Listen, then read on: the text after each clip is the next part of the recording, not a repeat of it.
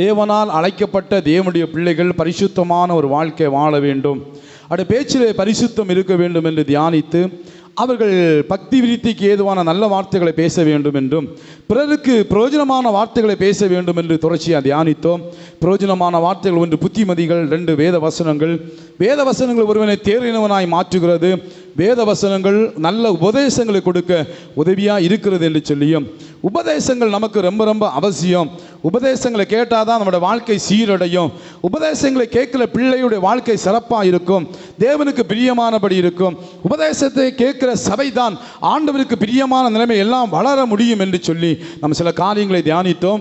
உபதேசம் என்ன, உபதேசம் என்றால் என்ன என்றும், வேதாகம உபதேசங்களை கேட்பதனால் நமக்கு உண்டாகிற ஆசீர்வாதங்கள் என்ன என்றும் நம்ம தியானித்தோம். உபதேசங்களின் வகைகளை பற்றியும் தியானித்து கடந்த வாரத்திலே யோவான் ஸ்நானகனுடைய அந்த உபதேசத்தை தியானித்து நிறைவு செய்தோம். இன்றைக்கும் தொடர்ந்து தியானிக்கும்படியாக இருக்கிறோம். அல்லேலூயா. நான் வாசித்த அந்த வேத பகுதிக்கு நேராய் செல்வோம். நீதிமொழிகளின் புஸ்தகம் 30வது அதிகாரம், நீதிமொழிகளின் புஸ்தகம் 30வது அதிகாரம் 1வது வசனத்தை நான் வாசிப்போம். யாக்கேயின் குமாரனாகிய ஆகூர் என்னும் புருஷன் ஈத்தியேலுக்கு வசனித்து ஈத்தியேலுக்கும் ஊகாலுக்கும் உரைத்த உபதேச வாக்கியங்கள் அவன. அல்லேலூயா. ஆகூரின் உபதேசம் என்று சொல்லி இந்த வேத பகுதிக்கு தலைப்பு கொடுக்கப்பட்டிருக்கிறது. ஆகூருடைய உபதேசம். எனக்கு அருமையான தேவனுடைய பிள்ளைகளை, இந்த ஆகூரை பற்றி வேதாகமத்திலே நாம் அதிகமாய் பார்க்க முடியாது. இங்கே 4 பேருடைய பெயர் சொல்லப்பட்டிருக்கிறது. 1 ஆகூர், 2 யாக்கேயி, ஈத்தியேல், ஊகால். இந்த 4 பேருடைய பெயர்கள் இங்கே குறிப்பிடப்பட்டிருக்கிறது. இவர்களை மற்ற வேத பகுதியிலே நாம் பார்க்க முடியாது. இவர்கள் யார், உண்மையிலே இவர்கள் யார் என்று சொல்லி பல கருத்துக்கள் காணப்படுகிறது. அங்கே யாக்கேயை பிதாவாகிய தேவனுக்கும், ஆகூரை ஆண்டவராகிய இயேசு கிறிஸ்துவுக்கும், ஈத்தியேலை இஸ்ரவேல் ஜனங்களுக்கும், ஊகாலை சபைக்கும் ஒப்பிட்டு நிறைய பரிசுத்தவான்கள் பேசியிருக்கிறார்கள். நன்றாய் வேதத்தை கற்று தேர்ந்த தேவ மனிதர்கள் எல்லாம் பேசியிருக்கிறார்கள். அதை குறித்து பல கருத்துக்கள் இருக்கிறது. சில தேவ மனிதர்கள் யாக்கேயை தாவீதுக்கும் ஆகூரை சாலோமோனுக்கும் ஒப்பிட்டு, ஈத்தியேலையும் ஊகாலையும் மற்ற ஜனங்களுக்கு ஒப்பிட்டு பேசியிருக்கிறார்கள். அது 100% பொய் என்றும் சொல்ல முடியாது, 100% உண்மை என்றும் சொல்ல முடியாது. அல்லேலூயா. ஆனால் யாக்கேயை குறித்து வேறு எந்த காரியம் இல்லாதபடினாலும் நான் புரிந்து கொண்டவைகள், நானும் சில புத்தகங்களில் படித்த அந்த காரியங்களை வைத்து நான் ஒரு தீர்மானத்துக்கு வந்து இருக்கிறேன். அது என்னுடைய அபிப்பிராயம், இது வேதத்தின் அபிப்பிராயம் அல்ல என்பதை நீங்கள் புரிந்து கொள்ள. யாக்கே என்பவன் தேசத்திலே சிறந்து விளங்கின ஒரு மனிதனாய் காணப்பட்டான். அவன் ஒரு சிறந்த மனிதனாய் இருந்தான். அவனுடைய மகன் ஆகூர், அவன் ஒரு ஞானவானாய் காணப்பட்டான். அந்த ஆகூர் தன் தகப்பனுடைய பெயரை சொல்லி இந்த நீதிமொழிகளை அவன் சொல்வதை குறித்து பார்க்க முடிகிறது. தன்னுடைய தகப்பன் ஒருவேளை தேசத்தில் உயர்ந்த மனிதனாக இருந்ததுனாலும் தன்னுடைய தகப்பனுடைய பெயர் அற்றுப்போகக்கூடாது என்பதற்காகவும் ஒருவேளை சொல்லியிருக்கலாம், அல்லது பல யாக்கைகள் அங்கே இருந்திருக்கலாம். அதில் அவர்களுக்கு குழந்தைகள் இருப்பார்கள் தானே. இந்த ஆகூர் யாருடைய மகன் என்று சொல்லி விளக்கி காட்டுவதற்காக, அல்லது பல ஆகூர்கள் இருந்திருக்கலாம், அதில் தான் யார் என்பதை விளக்கி காட்டுவதற்காக இந்த யாக்கையுடைய பெயரை அவன் பயன்படுத்தி இருக்கலாம் என்று சொல்லி சில கருத்துக்களும் இருக்கிறது. நீங்கள் நன்றாய் புரிந்து கொண்டீர்கள் என்று சொன்னால் இவர்களுடைய பெயர் நமக்கு முக்கியமல்ல, இவர்களுடைய அந்த வார்த்தை தான் நமக்கு முக்கியமாக காணப்படுகிறது. அல்லேலூயா. இந்த ஆகூர் என்பவர் ஒரு சிறந்த ஒரு ஞானவான். தன்னுடைய 2 சீடர்களுக்கு அவன் உபதேசிக்கிறான். ஈத்தியேல் என்கிற சீடனுக்கும் ஊகால் என்கிற சீடனுக்கும் உபதேசிக்கிறதா காணப்படுகிறது. அந்த வேத பகுதியை பார்க்கும்போது முதலாவது அவன் தன்னை தாழ்த்துகிறான். 2வது வசனம் 3வது வசனத்தில் வாசிக்கும் போது சொல்லப்பட்டிருக்கிறது, மனுஷர் எல்லாரிலும் நான் மூடன், மனுஷனுக்கு ஏற்ற புத்தி எனக்கு இல்லை, நான் ஞானத்தை கற்கவும் இல்லை, பரிசுத்தரின் அறிவை அறிந்து கொள்ளவும் இல்லை. அல்லேலூயா. இது வாழ்ந்த காலத்தில் சிறந்து விளங்கின ஒரு மனுஷன் தான் சாலோமன். அவன் பெரிய ஞானவான். அவன் நிறைய நீதிமொழிகளை எழுதியிருக்கிறான். அவன் மாத்திரமல்ல, தேசத்தில் நிறைய சிறந்து விளங்குகிற அந்த ஞானவான்கள் இருந்தாங்க. முதன்மையானவன் சாலோமன். ஆனால் அவனுக்கு கீழே நிறைய ஞானவான்கள் இருந்தபடியினாலே அவன் இந்த ஆகு தன்னை தாழ்த்து அவங்களை எல்லாரையும் ஒப்பிட்டு பார்க்கும் பொழுது, நான் அந்த அளவுக்கு பெருசாக படித்தவன் கிடையாதையா, அவர்கள் எல்லாம் ஒப்பிட்டு பார்க்கும்போது நான் பெரிய ஞானவான் கிடையாது, புத்திமான் கிடையாது, நான் என்ன ஒரு மூட மனுஷனுக்கு ஏற்ற புத்தியும் அறிவும் எனக்கு இல்லாதவன் அப்படி சொல்லி எல்லாருக்கும் முன்பதாக தன்னை தாழ்த்து தாழ்த்துகிறான். அல்லேலூயா. மற்றவர்கள் மெச்சிக்கொள்ளுகிற அளவிற்கு நான் புத்திமானோ, மற்றவர்கள் பெரிதா எண்ணுகிற அளவிற்கு நான் ஞானவானோ, சொல்ல போனா என்னிடத்தில் சிறந்த எதுவுமே இல்லை. ஆகவே நான் என்னது எல்லாருக்கும் முன்பாக என்னை தாழ்த்துகிறேன் என்று தன்னை தாழ்த்துகிறான். இரண்டாவது ஒரு காரியத்தை அவன் சொல்லி வரும்போது என்ன சொல்லுகிறான்னா, நான் ஞானத்தை கற்கவும் இல்லை, பரிசுத்த அறிவை அறிந்து கொள்ளவும் இல்லை. மற்றவங்க கற்றிருக்கிற அளவிற்கு எனக்கு புத்தியும் கிடையாது, மற்றவர்கள் அறிந்திருக்கிற அளவுக்கு கடவுளை பற்றியெல்லாம் எனக்கு தெரியாதையா, ஏதோ நான் கொஞ்சம் தெரிந்து வைத்திருக்கிறேன், ஏதோ நான் கொஞ்சம் புரிந்து வைத்திருக்கிறேன் என்று சொல்லி, இது என்னுடைய சுய புத்தியினாலோ அல்லது நான் கற்று தேர்ந்தனால அல்ல, அந்த தேவனாய் கர்த்தர் எனக்கு வெளிப்படுத்தி கொடுத்தது என்பதை சொல்லி அவன் தன்னை தாழ்த்துகிறதை பார்க்க முடிகிறது. அல்லேலூயா, அல்லேலூயா. இரண்டாவதாக அவன் தேவனுடைய வல்லமைகளை மெச்சிக்கொள்ளுகிறான். 30வது அதிகாரம் 4வது வசனம் அங்கே சொல்லப்பட்டிருக்கிறது. வானத்துக்கு ஏறினவர் யார்? காற்றை தமது கைப்பிடிகள் அடக்கினவர் யார்? தண்ணீர்களை வஸ்திரத்திலே கட்டினவர் யார்? பூமியின் எல்லையெல்லாம் ஸ்தாபித்தவர் யார்? அவருடைய நாமம் என்ன? அவர் குமாரனுடைய நாமம் என்ன? அதை அறிவாயோ. அல்லேலூயா. இந்த வசனத்தை நீங்கள் பார்த்தீங்கன்னா யூதர்கள் படித்து அவங்களுக்கு பைத்தியமே பிடிச்சிடும். ஏன் தெரியுமா? அவர்களுக்கு ஒரே நம்பிக்கை, கர்த்தர் ஒருவர். இப்போ அங்கே சொல்லப்பட்டிருக்கு அவருக்கு ஒரு குமாரன் இருக்கிறார் அப்படின்னு சொல்லி இந்த ஆகுல் சொல்லுகிறாரு. அப்படின்னா தேவனுக்கு ஒரு குமாரன், ஒரு மகன் இருக்கிறானா? இதை படித்தாலே யூதர்கள் குழம்பி போயிடுறாங்க. ஆனால் பாருங்க, சாலோமனுக்கு கிடைக்காத வெளிப்பாடு, மற்ற ஞானிகளுக்கு கிடைக்காத வெளிப்பாடு இந்த ஆகூருக்கு கிடைச்சிருக்குன்னா உண்மையில் அவர்கள் எல்லாரையும் காணலைவன் ஞானவான். கரங்களை தட்டி கர்த்தருக்கு நன்றி செலுத்துங்களேன். அல்லேலூயா. சாலோமன் பல இடத்தை தன்னை மெச்சிக்கொள்ளுகிறான். ஆனால் அந்த ஆகூரோ எல்லா இடங்களிலும் தன்னை தாழ்த்துகிறான். நான் ஒரு பொருட்டே இல்லை, நான் பெருசாக எண்ணப்படுவதற்கு ஒரு பொருட்டே இல்லை, அவர் எனக்கு வெளிப்படுத்தி கொடுத்ததை நான் உங்களுக்கு சொல்லுகிறேன் என்று சொல்லி தன்னை தாழ்த்துவதை பார்க்க முடிகிறது. மூன்றாவது ஒரு காரியத்தை அங்கே சொல்லப்பட்டிருக்கிறது. 5ஆம் வசனம், தேவனுடைய வசனம் எல்லாம் புடமிடப்பட்டவைகள், தம்மை அண்டிக் கொள்ளுவர்களுக்கு அவர் கேடகமாக இருக்கிறார். மேலே ஒரு கேள்வி கேட்டார், வானத்துக்கு ஏறினது யாரு, இறங்கினது யாரு, காற்றை கைப்பிடியில் வச்சிருக்கிறது யாருன்னு கேட்டார். சொல்லி அது எனக்கு தெரியாதுன்னு சொல்லி மெலிப்பி வந்துட்டு அடுத்து சொல்லுகிறார், பாருங்க, தேவன் என்று ஒருவர் இருக்கிறார். அல்லேலூயா. அந்த தேவனை விசுவாசித்து சொல்கிறாரு. அந்த தேவன் கொடுத்த வசனங்கள் எல்லாம் புடமிடப்பட்டவைகள், தம்மை அண்டிக் கொள்ளுகிறவர்களுக்கு அவர் கேடகம். அதனால் என்ன செய்யக்கூடாது? 6ஆம் வசனம், அவருடைய வசனங்களோடு ஒன்றை கூட்டாது, கூட்டினால் அவர் உன்னை கடிந்து கொள்வார், நீ பொய்யனாவா. இந்த எல்லாம் சரி, கர்த்தர் கொடுக்கிற வசனத்தோடு ஒன்றை கூட்டவோ குறைக்கவோ கூடாது என்று உபாகமம் 4ஆம் அதிகாரம் 2வது வசனத்தில் சொல்லப்பட்டிருக்கிறது. உபாகமம் 4வது அதிகாரம் 2வது வசனத்தில் வாசிக்கும் போது அங்கே சொல்லி வருகிறார். 2:4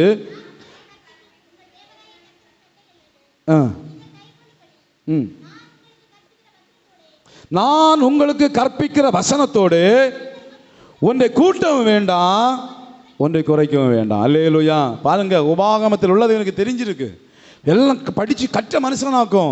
ஆனால் தன்னுடைய திறமையை தன்னுடைய காரியத்தை வெளிப்படுத்தலை. எங்கேயோ உபாகமத்தில் சொல்லப்பட்ட ஒரு வசனத்தை இப்போ எடுத்து சொல்கிறான். பார்த்தீங்களா?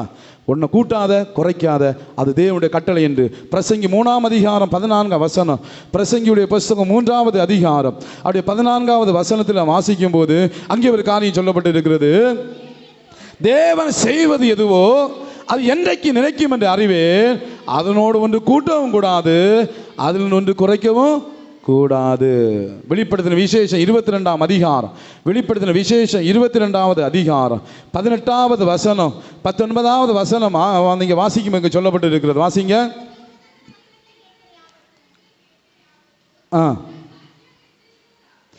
சாட்சியா எச்சரிக்கிறதாவது, ஒருவன் இவைகளோடு எதையாக கூட்டினால் இந்த புத்தகத்தில் எழுதியிருக்கிற வாதைகளை தேவன் அவன் மேல் கூட்டுவார். ஒருவன் இந்த தீர்க்கதரிசன புஸ்தகத்தின் வசனத்திலிருந்து எதையாக எடுத்து போட்டால் ஜீவ புஸ்தகத்திலிருந்தும் பரிசுத்த நகரத்திலிருந்தும் இந்த புத்தகத்தில் எழுதப்பட்டவிலிருந்தும் அவனுடைய பங்கை தேவன் எடுத்து போடுவார். அல்லேலூயா. பார்த்தீங்களா? அதனால் இதெல்லாம் புரிஞ்சு வச்சிருக்கிறான் அந்த ஆகூர், எல்லாம் தெரிஞ்சு வச்சிருக்கிறான். பாருங்கள், வெளிப்படுத்தின விசேஷத்தில் இருக்கிறது கூட ஞானமாய்த்து அவன் தரிசனத்தில் அறிந்து கொண்டு சொல்லுகிறான்.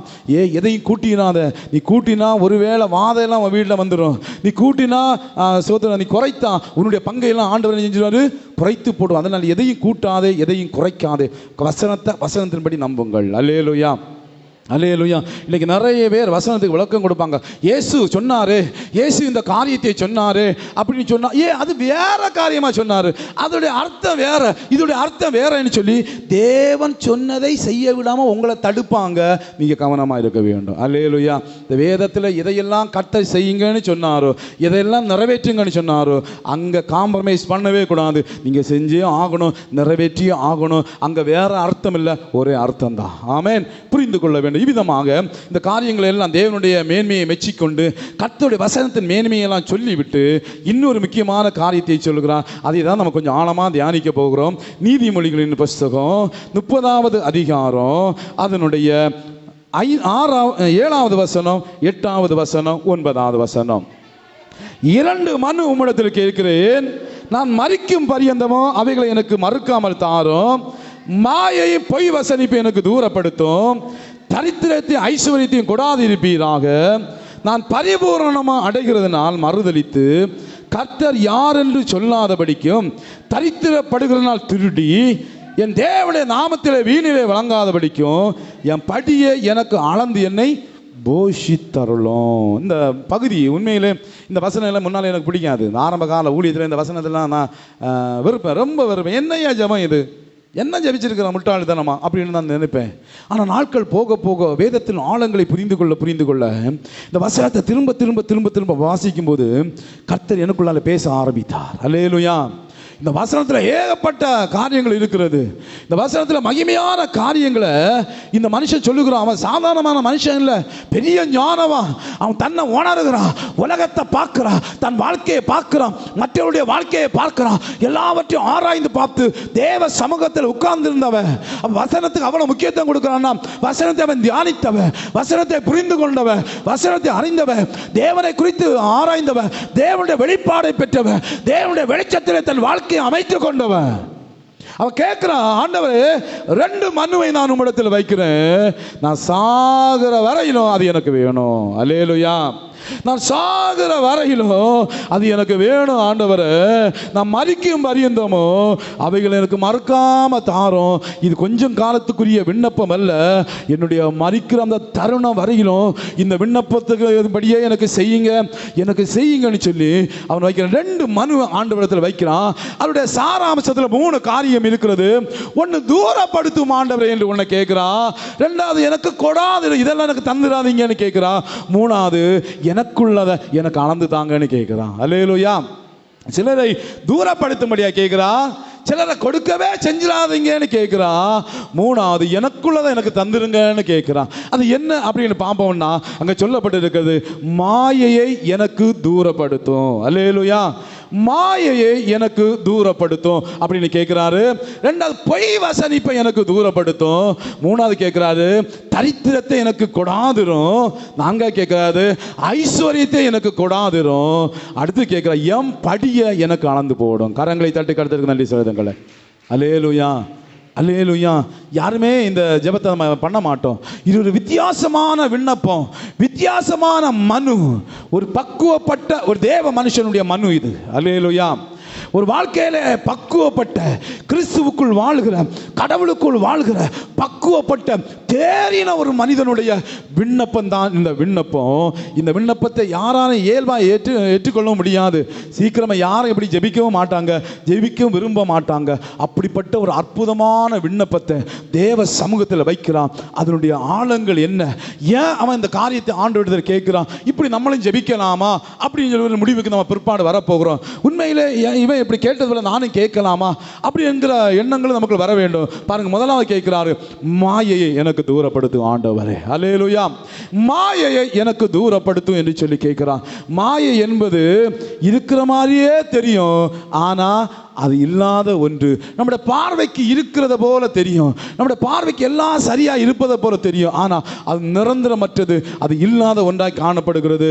வார்த்தையால வகுக்கவோ சொல்லவோ முடியாத ஒன்றுதான் மாயை. மாயைக்கு இன்னொரு பெயர் பொய் தோற்றம் அப்படின்னு அர்த்தம். கானல் நீரை குறித்து நீங்கள் படிச்சிருப்பீங்க, பள்ளிக்கூடங்களில் படிச்சிருப்பீங்க, கேள்விப்பட்டிருப்பீங்க. வாகனங்களில் போகிறவங்களுக்கு தெரியும். நீங்கள் நல்ல வெயில் உள்ள காலங்களில் நம்ம ஊர்களெல்லாம் அதிகமாக பார்க்க முடியாது. கொஞ்சம் அப்போ நார்கோலுக்கு அந்த பக்கத்தில் நீங்கள் போக ஆரம்பிச்சிட்டிங்கன்னா நல்ல வெயில் அடிக்கிற நேரத்தில் ரோட்டில் நீங்கள் பார்த்தீங்கன்னு சொன்னால் வண்டியில் போகிறவங்களுக்கு தெரியும். முன்னால் ரோட்டில் தண்ணி கிடந்தது போல் இருக்குது, நிறைய வெள்ளம் அப்படியே தண்ணி கிடந்தது போல் இருக்கும். ஆனால் பக்கத்தில் போய் பார்த்தா அங்கே தண்ணி இருக்காது, ஒன்றும் இருக்காது.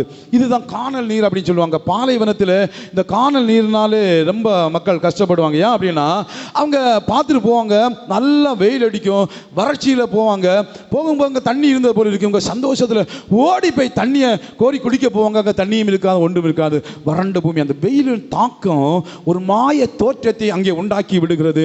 வெயிலின் தாக்கம் ஒரு மாய தோற்றத்தை உண்டாக்கி நம்முடைய கண்களை ஏமாற்றி விடுகிறது. மாயை என்பது நம்முடைய கண்களை ஏமாற்றுகிற ஒன்று.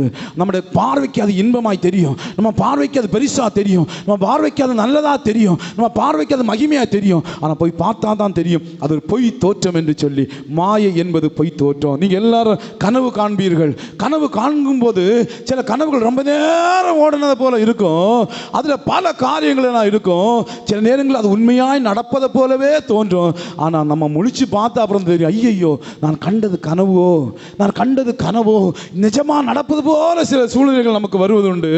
ஆனால் நம்ம அப்புறம் தான் யோசிப்போம், ஐயோ நான் கனவெல்லாவா கண்டேன் என்று சொல்லி. அதனால பயந்து போகிறவர்கள் உண்டு, அதனால் அதை நம்பி தங்கள் வாழ்க்கையை இழந்து போகிறவர்கள் உண்டு. நன்றாய் புரிந்து கொள்ளுங்கள்.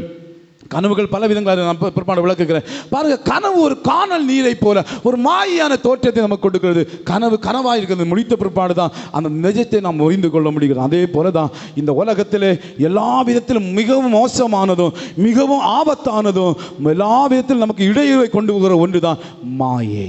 அல்லேலூயா, அல்லேலூயா. மாயை குறித்து வேதம் என்ன சொல்லுகிறது? யோனாவுடைய புத்தகம் 2வது அதிகாரம், யோனாவுடைய புத்தகம் 2வது அதிகாரம் அதனுடைய 8வது வசனத்தை வாசிங்க பாப்போம்.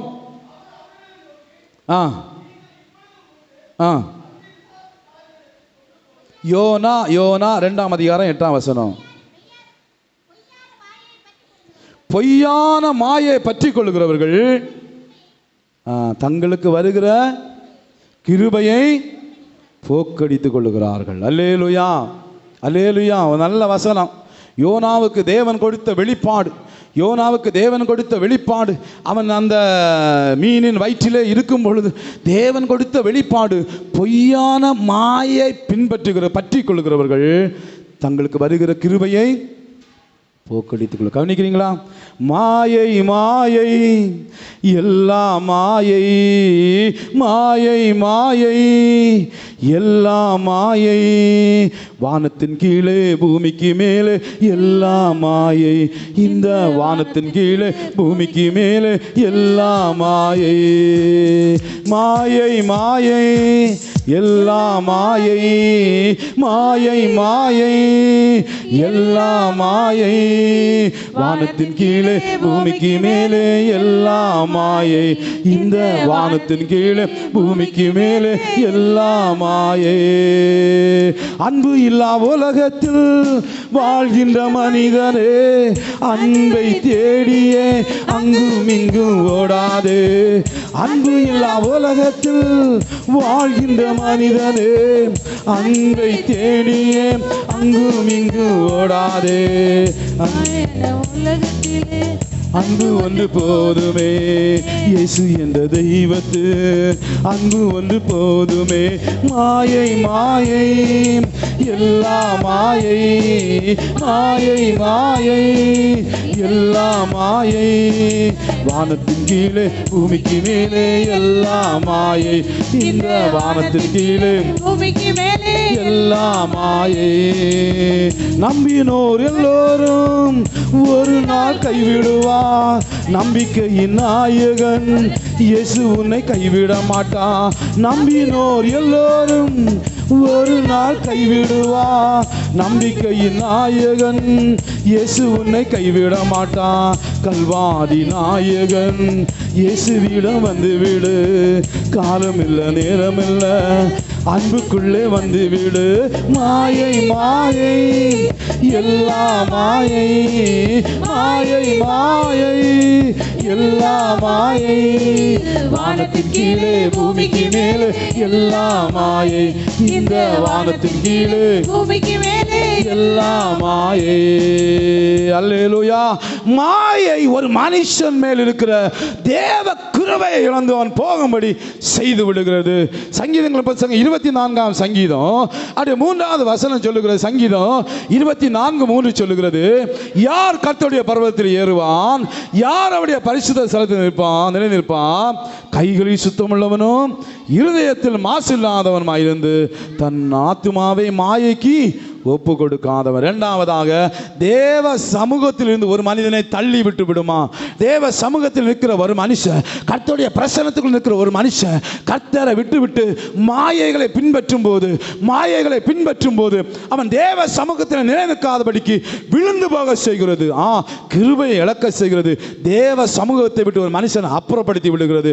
மூன்றாவது, யோபுடைய புத்தகம் 15ஆம் அதிகாரம் 15ஆம் அதிகாரம் 31ஆம் வசனத்தில் வாசிக்கும் போது அங்கே சொல்லப்பட்டிருக்கிற காரியம் என்ன, அங்கே ஒரு வெளிப்பாடு வருகிறது. என்ன வாசிங்க.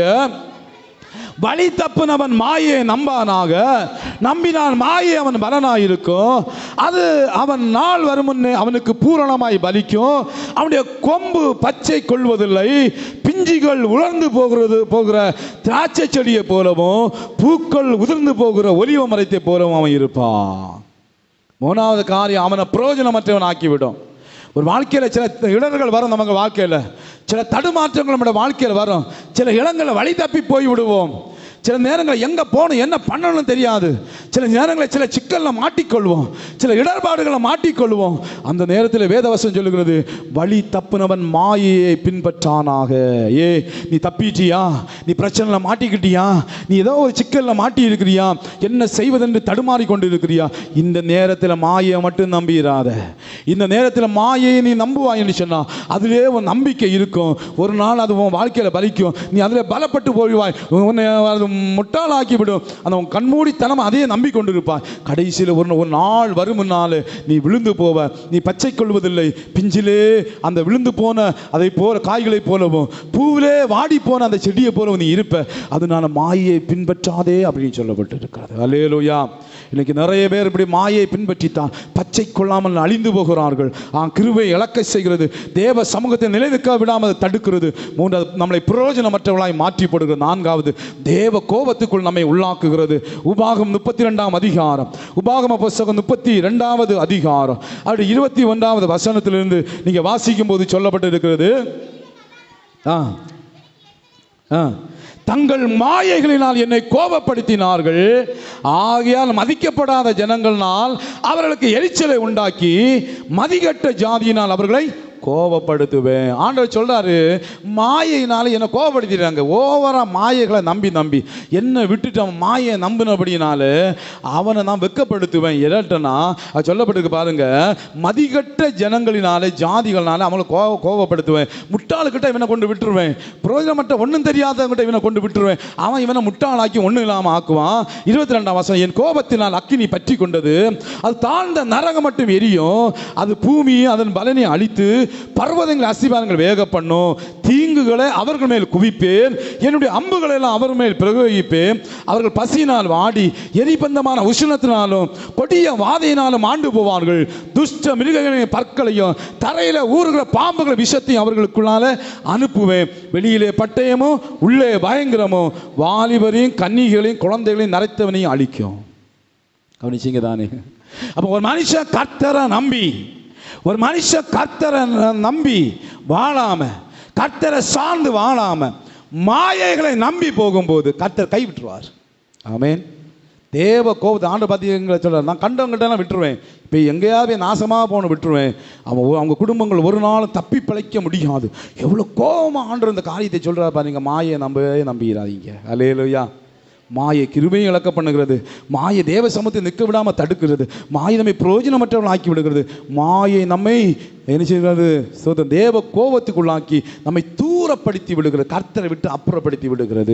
மாயை அவ்வளோ மோசமானது. அதனால தான் அந்த மனுஷன் கேட்குறோம், ஆண்டவரே மாயை எனக்கு கொடுத்துடாதீங்க, ஆண்டவரே மாயைக்கு என்ன தூரப்படுத்துங்க, மாயை பக்கத்தில் போயிடக்கூடாது, என்ன தூரப்படுத்துங்க, நான் மாயை விட்டு தூரமாக இருக்கணும். உண்மையில எவ்வளோ வெளிப்பாடு பார்த்தீங்களா அந்த மனுஷனுக்கு? எவ்வளோ வெளிப்பாடு, எவ்வளோ உணர்ந்து ஆண்டவரிடத்தில் கேட்குறான். அப்படி மாயன்னா என்னையா? சரி மாயன்னு பாடினீங்க, மாயன்னு பேசுனீங்க, மாயை அப்படின்னா என்ன அப்படின்னு சொல்லி சில கேள்விகள் வரலாம். மாயை என்றால் என்ன? சங்கீதங்களின் புஸ்தகம் மாயை என்பது எதையெல்லாம் குறிக்கிறது? சங்கீதங்களின் புஸ்தகம் 39வது சங்கீதம், சங்கீதங்களின் புஸ்தகம் 39வது சங்கீதம் அதனுடைய 5வது வசனம் சொல்லுகிறது. 39:5, இதோ என் நாட்களை 4 விரற்கடை ஆக்கினி அளவாக்கினி, என் ஆயுசு உமது பார்வைக்கு இல்லாத போயிருக்கிறது, எந்த மனுஷனும் மாயை. அல்லேலூயா, அல்லேலூயா. எதை மாயை என்று சொல்லப்பட்டிருக்கிறது? மாயன எந்த மனுஷனும் மாயை, எல்லா மனுஷனும் மாயை. 39:11 சொல்லுகிறது, அக்கிரமத்தை நீ மனுஷனை கடிந்து கொண்டு தண்டிக்கிற போது அவன் வடிவை பட்டரிப்பை போல அழிய பண்ணுகிறீ, நிச்சயமாகவே எந்த மனுஷனும் மாயே. எல்லா மனுஷனும் மாயை தான். மனுஷர்களை நம்பி உங்கள் வாழ்க்கையை இழந்து விடாதிருங்கள். ஆமென். எனக்கு மனைவி இருக்கிறான், எனக்கு பிள்ளைங்க இருக்கிறாங்க, எனக்கு அப்பா அம்மா இருக்கிறாங்க, எனக்கு அண்ணன் தம்பி இருக்கிறான், எனக்கு நண்பன் இருக்கிறான், எனக்கு சிநேகிதன் இருக்கிறான், எனக்கு நல்ல நண்பி இருக்கிறான் அப்படின்னு சொல்லி எந்த மனுஷனை நம்பி உங்கள் வாழ்க்கையை இழந்து போகிறாங்க? எல்லா மனுஷனும் மாயை தான். அல்லேலூயா, அல்லேலூயா. எல்லா மனுஷனும் மாயை தான். மனுஷன் மாயைக்கு ஒப்பாக இருக்கிறான், அழிந்து போகிறவன், அவன் நிலை இல்லாதவன், நாசியிலே சுவாசம் உள்ள மனுஷனை நம்புவதற்கு அவன் எம்மாத்திரம் என்று ஆண்டவர் கேட்கிறான். எல்லா மனுஷனும் மாயை. ஆமென். ஆகவே எந்த மனுஷனை நம்பி நீங்கள் இணங்காதீங்க, எந்த மனுஷனை நம்பி வாழாதீங்க. எல்லாரும் ஒரு நாள் கைவிட்டு விடுவார்கள், உங்களை விட்டு போயிட்டே இருப்பாங்க. தங்கள் காரியம் முடியும் போது உங்களை தூக்கி எறிஞ்சிடுவாங்க, குப்பையில் தூக்கி போட்டுருவாங்க. அல்லேலூயா. நம்ம பொருட்கள் எல்லாம் வாங்க போகும்போது நமக்கு பொருட்களை வாங்குறதுக்கு ஒரு பை கொடுப்பாங்க. அந்த பை இல்லைன்னா சில பொருட்களை நம்ம வீட்டுக்கு கொண்டு வர முடியாது. அந்த பை இல்லைன்னா சில நேரங்களில் வர முடியாது. ஆனால் காரியங்கள் முடிந்த உடனே அந்த பையை தூக்கி குப்பையில் போட்டுருவாங்க. அல்லேலூயா, அல்லேலூயா. அதே போல தான் நமக்கு தேவை முடிகிற வரையில் நம்மை வைத்துக் கொள்வார்கள், தேவை முடிஞ்சுன்னா தூக்கி எறிஞ்சிட்டே இருப்பாங்க. எந்த மனுஷனும் ஆயே. ஆமென். எந்த மனுஷனும் பாப்போம், மனுஷன் அக்கிரமம் செய்யும்போது கர்த்தர் ஒரு காரியம் செய்யறார். அக்கிரமம் நிமித்த மனுஷனை கடிந்து கொண்டு தண்டிக்கிற போது அவன் வடிவு என்கிறது அழகுன்னு சொல்லப்பட்டிருக்கு. வடிவு இலங்கையில் இந்த பாசம் அந்த வார்த்தையை பயன்படுத்துவாங்க. அழகுன்னு சொல்ல மாட்டாங்க, வடிவுன்னு சொல்லுவாங்க. அந்த வடிவை அழகை ஆண்டவர் பொட்டரிப்பை போல அழிய பண்ணுகிறார். நிச்சயமாகவே எந்த மனுஷனும் மாயை. முதலாவது எல்லா மனுஷர்களும் மாயை. இரண்டாவது பிரசங்கியுடைய புஸ்தகம் 11வது அதிகாரம், பிரசங்கியுடைய புஸ்தகம் 11வது அதிகாரம் அப்படியே 10வது வசனத்தை நீங்க வாசிங்க பார்ப்போம். பிரசங்கி 11:10, நீ உன் இருதயத்தின் சஞ்சலத்தையும் உன் மாம்சத்தின் தீங்கை நீக்கி போடு, இளவயதும் வாலிபமும் மாயே. அல்லேலூயா. இளவயதும் வாலிபம் மாயை. இந்த இளம் ரத்தம் சும்மா இருக்காது, பார்த்துருக்கீங்களா? இளம் ரத்தம் எதையாவது செய்யணும்னு சாடிட்டே இருக்கும். ஆனால் வேதவசனம் தெளிவாக சுட்டி காட்டுறது இள வயதும் வாலிபமும் மாயே. இளம் வயது உண்மையிலே ஒரு சிறந்த வயது தான். அது கிடைக்காத ஒரு சிலாக்கியம், ஒரு மகிமையான ஒரு சிலாக்கியம், தேவன் கொடுத்த மிகப்பெரிய ஈவு தான் இளமை பருவம். இது சிறப்பான பருவம். இந்த காலத்தில் சாதிக்கணும் என்கிற துடிப்பு இருக்கும், எதையாவது செய்ய வேண்டும் என்கிற வாஞ்சை இருக்கும், எல்லா விதத்திலும் சிறந்த ஒரு வாழ்க்கை வாழ வேண்டும் என்கிற அந்த எண்ணத்தோடு அலைகிற ஒரு வாழ்க்கை தான் அந்த சிறந்த வயது தான் இந்த இளமை பருவம். குழந்தை பருவத்தில் விளையாட்டுத்தனத்தில் போயிடுவாங்க, விடலை பருவத்தில் அங்கே இங்கே இல்லாமல் ஏதாவது இந்த குழம்பி போய் கிடக்கிற வருடம். ஆனால் இளமை பருவம் தான் ஒரு கருத்தான பருவம். இந்த பருவத்தில் தான் தன்னை அழகுபடுத்தி தான் சாதிக்கணும், எதையாவது செய்ய வேண்டும் என்று சொல்லி தனக்கு ஒரு நல்ல வாழ்க்கை அமைத்து கொள்ள வேண்டும், உயர்ந்த லட்சியங்களை அடைய வேண்டும் என்று துடிப்பாய் செயல்பட ஆரம்பிக்கிற காலம். இந்த வயது முடிவதற்குள்ளாக எதையாவது செய்ய வேண்டும் என்று பிரயாசப்படுகிற ஒரு வயது இளமை பருவம். அல்லேலூயா. இந்த இளமை பருவத்தில் தான் விளையாட்டு போட்டிகளில் சாதிப்பார்கள். இந்த இளமை பருவத்தில் தான் மகிமையான காரியங்களை எல்லாம் செய்வார்கள். அந்த இளமை பருவத்தில் அப்படியே ஓஹோ ஜேன்னு இருப்பாங்க. ஆமென். அல்லேலூயா.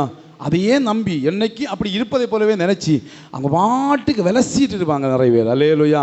அப்படி விளசுகிறவங்களை பார்த்து தான் ஆண்டவர் ஒரு இந்த வசனத்து மூலம் சொல்கிறாரு, இளவயதும் வாலிபம் மாயும், இளமையை நம்பி உன் வாலிபத்தை நம்பி காலத்தை ஓட்டாதே, ஒரு நாள் இவையெல்லாம் அழிந்து போகும். ஆமென்.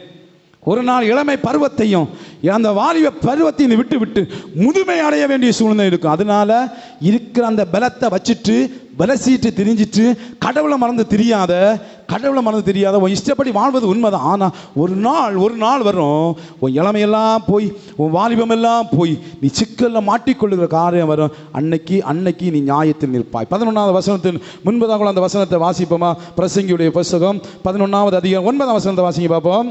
வாலிபன் இளமையிலே சந்தோஷப்படு, உன் வாலிப நாட்கள் உன் இருதயவனை பூரிப்பாக்கட்டும், உன் நெஞ்சின் வழிகளிலும் உன் கண்ணின் காட்சிகளில் நட, ஆனால் இவைகள் எல்லாவற்றின் நிமித்தமும் தேவன் உன்னை நியாயத்தில் கொண்டு வந்து நிறுத்துவான் என்று அறி ஒரு இருதயத்திலிருந்து சஞ்சலத்தையும் ஒரு மாம்சத்திலிருந்து தீங்கையும் நீக்கி போடு. அல்லேலூயா. நீ பதட்டத்தோடு இருக்காத, நீ டென்ஷனோட இருக்காத, அங்கே இங்கே அந்த என்ன செய்வாங்க இருதலை கொள்ளி பாம்பை போல இருக்காத. நீ இதயத்தில் சஞ்சலை தூக்கி வெளியே எறிஞ்சிரு. உன் சரீரத்தில் எந்த பாவம் அக்கிரமம் வருவ இடம் கொடுக்காத, நீ கவனமாக வாழு அப்படின்னு சொல்லப்பட்டு. அல்லேலூயா. அப்போ இள வயதும் வாலிபம் ஆய நம்பிட்டு இருக்காங்க, ஒரு நாள் அது போய்விடும். அல்லேலூயா. இது ஆரம்பம் துடிக்க ஏதாவது சாதிக்க வேண்டும் என்று துடிக்க வைக்கும். ஆனால் போக போக போக போக சாதித்தே ஆக வேண்டும் என்கிற கட்டாயம் வரும் பொழுது சோர்ந்து போனவங்கள மாறுவாங்க. கர்த்தர் தந்திருக்கிற இளமை பருவத்திற்காய் கர்த்தரை துதியுங்கள், ஸ்தோத்திரியுங்கள். அல்லேலூயா. அதனால டென்ஷனோடு வாழாமல் உள்ள காலத்தில் சந்தோஷமாக இருக்க பாருங்க. ஏன்னா வருகிற நாட்கள் போக போக குடும்ப பொறுப்புகள் வரும். நாட்கள் போக போக சவால்கள் அதிகமாகும். அன்னைக்கு நீ டென்ஷனோடு இருக்கிற டென்ஷனோடு இன்னும் டென்ஷன் வந்து வாழ்க்கை இழந்து போயிடும். அதனால் இருக்கிறனால சந்தோஷமாக என்று சொல்கிறார். கரங்களை தட்டி அல்லேலூயா. மூணாவது மாயை. பிரசங்கி 2வது அதிகாரம் 1வது வசனம். பிரசங்கியுடைய புத்தகம் 2ஆம் அதிகாரம் 1ஆம் வசனம் வாசிங்க. நான் என் உள்ளத்திலே சொல்லிக் கொண்டது என்னவென்றா, வா இப்பொழுது உன்னை சந்தோஷத்தினால் சோதித்து பார்ப்பேன், இன்பத்தை அனுபவி என்றேன். இதுவும் மாயா இருக்கிறது. அல்லேலூயா. உலக இன்பங்கள் வசீகரமானவைகள், ரொம்ப சக்தி வாய்ந்த காந்தத்தை போன்றவைகள். இந்த காந்தம் குண்டு ஊசியை எப்படி கவர்ந்து இழுக்கிறதோ அதே போல இந்த உலகத்தின் இன்பங்கள் நம்மளை கவர்ந்து இழுக்கும். நம்மளை கவர்ந்து இழுக்காம வேணான்னு சொன்னாலும் நம்மளை விடாது. அப்படி கவர்ந்து இழுக்கிற பயங்கர விசையோடு கூட கவர்ந்து இழுக்கிற காந்தத்தை போல உலகத்தின் இன்பங்கள். அதில் தான் ஏவாள் மாட்டிக்கொண்டாள். அந்த பணம் கவர்ந்து இழுத்தது அவளால் அதில் தப்பித்து போக முடியவில்லை. சிம்சோன் அப்படித்தான் விழுந்தான், தாவீது அப்படித்தான் விழுந்தான். அவர்கள் அதில் தப்பித்து போக முடியாதபடிக்கு அந்த இன்பங்கள் அவர்கள் கவர்ந்து இழுத்தது. ஆனால் ஒன்று புரிந்து கொள்ளுங்கள், அதில் சிக்கி கொண்டோம்னா வெளியே வர்றது ரொம்ப கஷ்டம். அல்லேலூயா. காந்தத்தில் சிக்கின குண்டூசியாக இருக்கட்டும், காந்தத்தில் சிக்கின இருமாக இருக்கட்டும், ஒரு நாளும் தன்னால் அது விடுவித்து கொள்ளவே முடியாது. இன்னொருவர் நினைத்தால், அதுவும் நன்றாக எனது பலமுள்ள ஒருவர் நினைத்தால் அதை மீட்டுக்கொள்ள முடியுமே ஒழிய, அதே போல இரும்பை போன்றவர்கள், குண்டூசியை போன்றவர்கள், காந்தத்தில் சிக்கிக்கொள்கிற போன்றவர்கள் நம்ம கூட இருக்குந்தா அவங்க நம்மளை காப்பாற்றி கொள்ளவே முடியும். நல்லா புரிந்து கொள்ளுங்க. இந்த உலகத்தை இன்பத்தில் நம்ம சிக்கிக்கொண்டா நம்ம பெற்றோராலோ, நம்ம சகோதரராலோ, நம்ம நண்பர்களாலோ, நமக்கு வேண்டியவர்களாலோ நம்மை காப்பாற்றிக் கொள்ள முடியாது. ஏன் தெரியுமா? அவர்களும் இரும்பு, அவர்களும் குண்டூசி. ஆக நம்மோடு கூட அவர்களை ஒட்டிக்கொள்வார்களே ஒழிய அவர்களால் நம்மளை காப்பாற்ற முடியாது. அதனால கவனமாக இருங்க. உலகத்தின் இன்பத்திலே சிக்கிக்கொள்ளாதிருங்கள். ஆமேன். இன்பங்கள் போக போக போக நமக்கு ரொம்ப சந்தோஷமாக இருக்கும், ரொம்ப மகிழ்ச்சியாக இருக்கும். நம்ம சொர்க்கத்தில் இருந்த போல இருக்கும். சிலவங்க சொல்லுவாங்க, அப்படியே நான் பறக்கிற வானத்தில் பறக்கிறது போல இருக்கு. அல்லேலூயா. ஒரு நாள் ஒரு பூங்காவில் நானும் இன்னொரு ஊழியக்காரமாக நாங்கள் பேசிக்கொண்டே இருக்கிறோம். அந்த பூங்காவுக்கு நாங்கள் இருந்ததுக்கு அந்த சீட்டு இருந்ததுக்கு அது பின்னாடி ஒரு மரம், அது பின்னாடி அங்கிருந்து ஒரு பேசிக்கொண்டு ஒருத்தர் ஃபோனில் பேசிட்டு இருக்கிறாரு. உன்கிட்ட பேசும்போது நான் அப்படியே வானத்தில் பறப்பதை போல இருக்கு கண்மணி. அல்லேலூயா. நான் நினைச்சேன் நாசமாக போனவனே யாரண்டு பொத்தில் ஒரு நாள் நீ விழ போகிறேன். அன்னைக்கு தெரியும், ஆஹா ஐயையோ அன்னைக்கு கதை நினச்சிக்கிட்ட மனசில் பாவி பயல அவன் படுற பாடம் அவனுக்கு தான்டா தெரியும். அல்லேலூயா. சிலருக்கு அப்படியே வண்ணாத்து பூச்சி போல பறந்தது போல இருக்கும், ஏதோ சொர்க்கத்துக்கு போனது போல இருக்கும். உலக இன்பம் ஆபத்தானது. அல்லேலூயா. ஆரம்பத்தில் ரொம்ப சந்தோஷமாக இருக்கும். சில ஆட்கள் ஃபோன் யார்ட்டையாவது ஃபோன் நம்பரை வாங்கி அப்படி பேசுகிறத பார்த்தீங்கன்னா ஃபோனில் பேசுகிறது ரொம்ப சந்தோஷமாக இருக்கும் ஆரம்பத்தில் எல்லாம்.